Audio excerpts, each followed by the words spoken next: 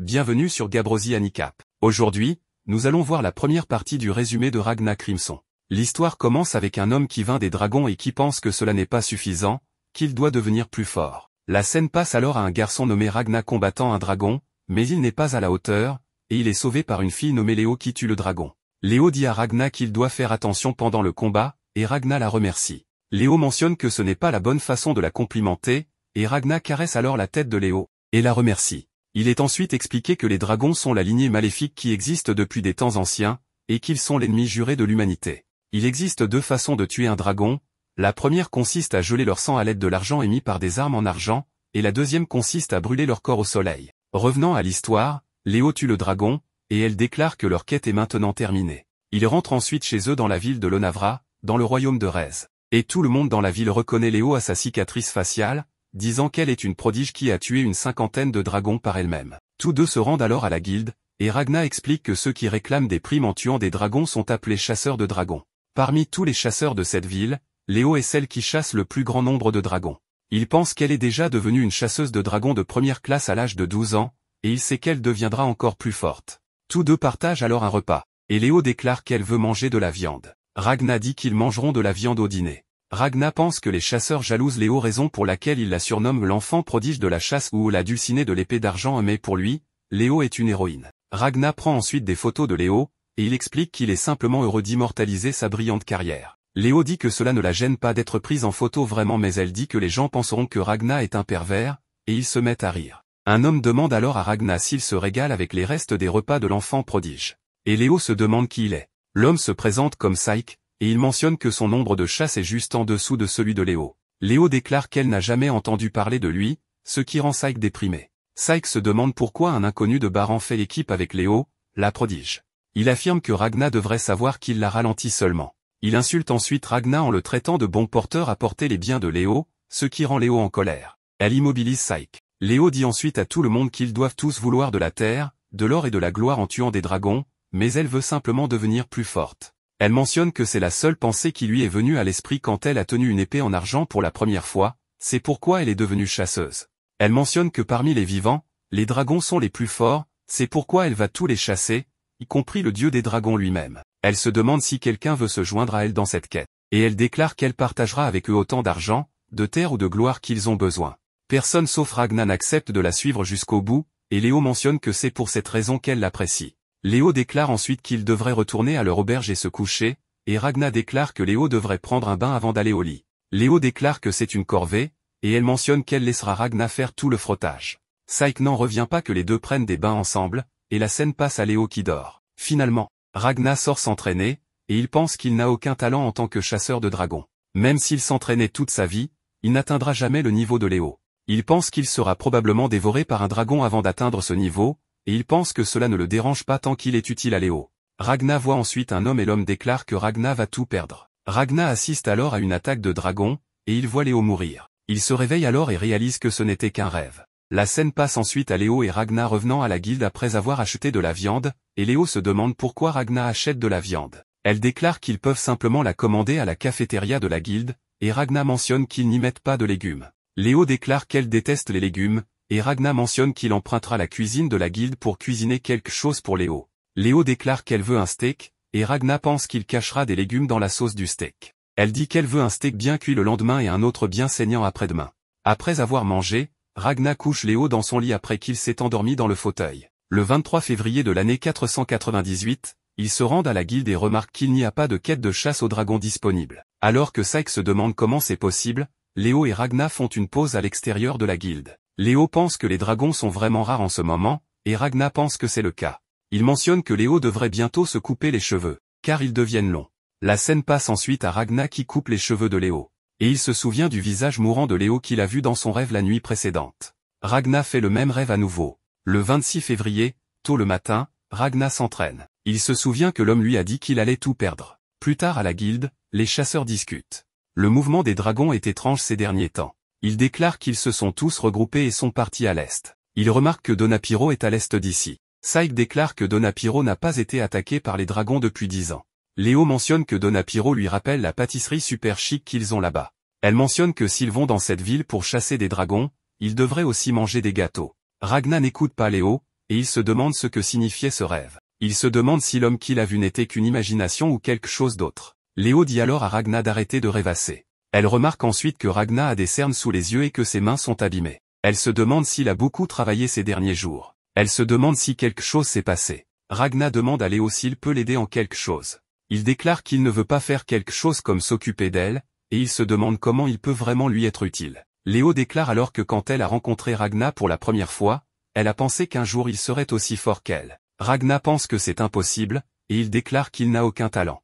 Léo déclare qu'elle sait que Ragna n'a aucun talent pour la chasse aux dragons, et elle mentionne que, en tant que prodige, elle peut en témoigner. Mais la même intuition de prodige lui dit qu'un jour, Ragna deviendra plus fort. Elle déclare qu'elle ne sait pas quand cela arrivera ni ce qui le déclenchera, mais elle est enthousiaste à cette idée. Elle mentionne qu'elle va le protéger jusqu'à ce que ce moment arrive. Ragna se souvient ensuite de son passé, et il déclare que ses parents ont été mangés par des dragons quand il avait 3 ans. Les proches qui l'ont recueilli ont également été mangés par des dragons, et il a ensuite été acheté par une famille noble. Mais la maison familiale a été incendiée par des dragons. À cause de cela, il a été victime d'intimidation, et on l'a accusé d'attirer les dragons. Ragna pense qu'il a été attaqué par des dragons à plusieurs reprises, mais qu'il a toujours survécu, et il s'est demandé s'il n'y avait pas d'endroit où il pouvait appartenir. Léo est ensuite venu voir Ragna, et elle lui a demandé s'il voulait chasser un dragon avec elle. Elle lui a dit qu'être lié à un dragon n'était pas une mauvaise chose pour un chasseur de dragons. Ragna lui a dit qu'il ne pouvait pas aller avec Léo, car sa malédiction pourrait l'affecter aussi. Léo a mentionné que ce n'était pas la faute de Ragna si toutes ces personnes sont mortes. Elle lui a dit qu'elles sont mortes parce qu'elles étaient faibles, et elle a mentionné qu'elle était plus forte que les dragons, donc elle ne mourrait pas. Elle lui a dit qu'elle le prouverait à Ragna et lui a demandé de venir avec elle. Ragna est allé avec elle, et ensuite, ils ont affronté un dragon ensemble. Ragna a eu peur en voyant le dragon, et il a pensé que cela aurait pu être une mauvaise idée. Mais Léo a réussi à vaincre facilement le dragon. Elle a mentionné que cela devrait prouver sa force à Ragna, et Ragna a pensé que Léo était forte et qu'elle ne mourrait pas comme les autres. Léo demande ensuite à Ragna s'il pense toujours qu'il est maudit, et Ragna mentionne que non. Il déclare que maintenant que Léo est avec lui, il veut simplement être à ses côtés jusqu'à ce qu'un dragon le tue. Il pense qu'il ne souhaite rien d'autre. Et il voit ensuite le rêve de Léo mourant à nouveau. La scène passe ensuite au 27 février, et nous découvrons que Donipiro est tombé. Léo se demande comment cela a pu arriver. Saïk explique qu'une horde de dragons a attaqué la ville lorsque le soleil s'est couché, et il n'y a eu aucune communication depuis. Le royaume a également émis une quête d'urgence pour abattre la horde de dragons qui a attaqué Donipiro. Et Saïk part pour s'occuper de la horde de dragons. Léo remarque ensuite que Ragna a une expression particulière sur le visage, et Ragna dit à Léo qu'il devrait s'enfuir. Tout le monde dans la ville ressent alors des tremblements de terre, et il découvre que toute la ville est en feu.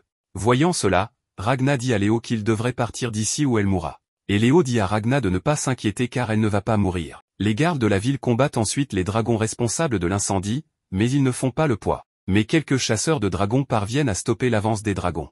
Un homme couvert de sang confronte ensuite les chasseurs, et les chasseurs se demandent si l'homme va bien. L'homme tue ensuite les chasseurs, et on découvre que ce n'est pas un homme, mais un dragon humanoïde. Ragna remarque alors le dragon humanoïde, et il pense que c'est lui qui va tuer Léo. Saïk arrive ensuite pour affronter le dragon humanoïde, et il se demande pourquoi il y a un dragon supérieur ici. Son équipe tente de l'abattre, mais elle ne fait pas le poids, et le dragon tente de tuer Saïk. Ragna l'attaque par derrière, mais cela n'affecte pas le dragon supérieur. Le dragon envoie alors Ragna voler jusqu'à la rivière avec son attaque de feu, et Léo dit à Saïk de secourir Ragna et elle fait face au dragon supérieur elle-même. Léo est furieuse contre le dragon pour avoir blessé Ragna, et elle déclare qu'elle va le tuer. Pendant ce temps, Ragna coule dans la rivière, et il voit ensuite son avenir. Il voit que, après la mort de Léo, il part en quête de vengeance pour chasser tous les dragons jusqu'à leur extinction. Il s'entraîne à fond et il rencontre de nouveaux compagnons en cours de route, mais il les perd aussi.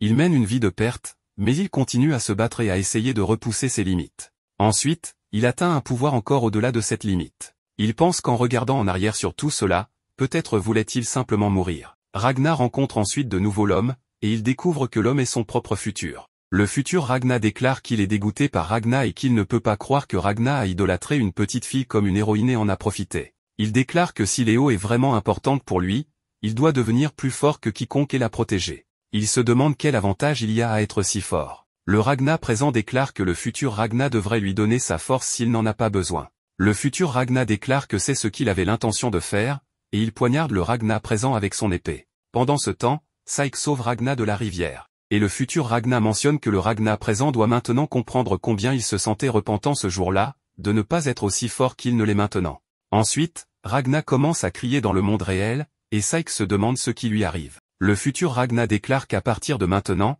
passé et futur ne font plus qu'un, et il mentionne qu'il laissera toute sa puissance s'écouler dans Ragna. Ragna pense ensuite que le futur lui a dit qu'il y avait un prix à payer, mais il lui a dit que cela ne lui faisait rien. Nous voyons alors que Léo est épuisé après avoir affronté le dragon supérieur, et le dragon supérieur déclare que Léo est vraiment tenace.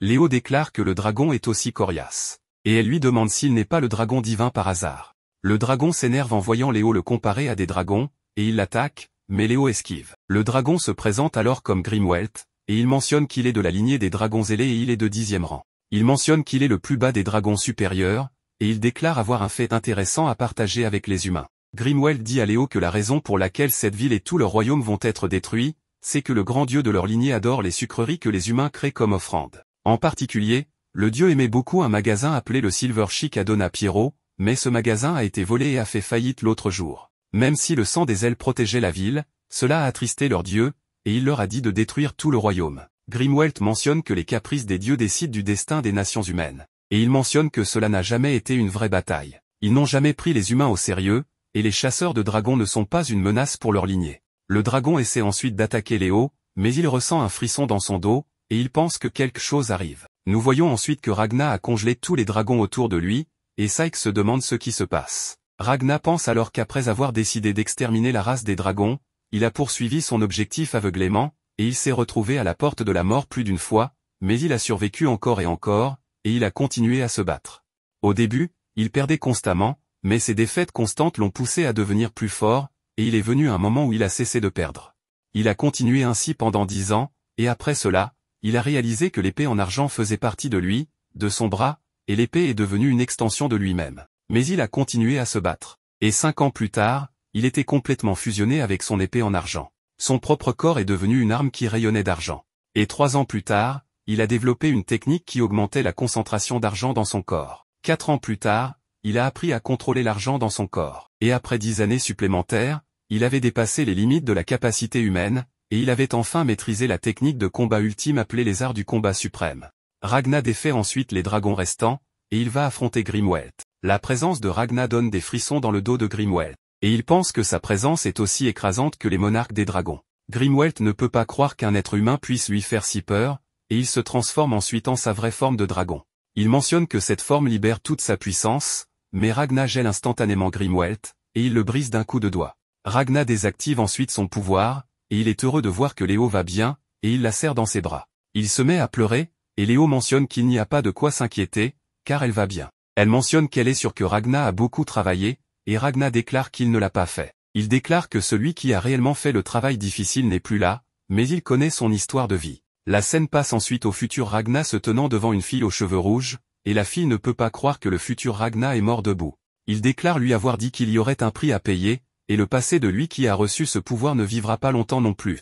Il ne peut pas croire que même en sachant cela, Ragna a un air si serein sur son visage, et il pense que c'est la première fois qu'il voit Ragna sans un froncement de sourcils. La fille déclare ensuite que tous leurs espoirs de créer un monde sans dragons dépendent désormais de leurs anciens eux. La scène passe ensuite à d'autres dragons supérieurs détruisant différentes villes du royaume. Ils ne rencontrent aucune résistance, et ils détruisent complètement les villes du royaume de Rez.